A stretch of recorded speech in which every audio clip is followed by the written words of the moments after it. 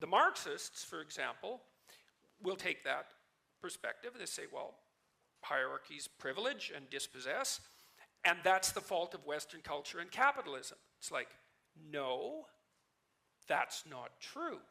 Now, if you're really concerned about the dispossessed, you're going to take the problem of hierarchies a lot more serious than the Marxists, especially because we also know that even if you set up a Marxist paradise, and bloody well good luck with that, I'll say, that you're not going to produce a society that has less inequality.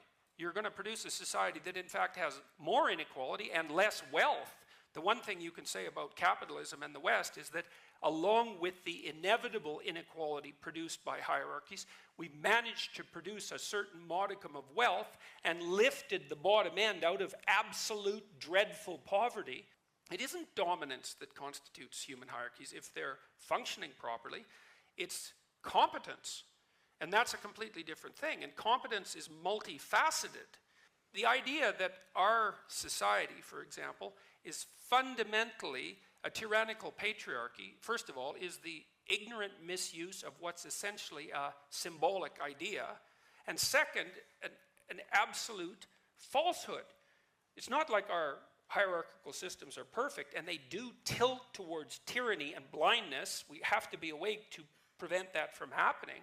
But fundamentally, in our functional cultures, most people play a straight game, and they play a straight game across long periods of time. And that actually turns out to be a much more stable means of attaining hierarchical position than use of anything as arbitrary as power or tyranny.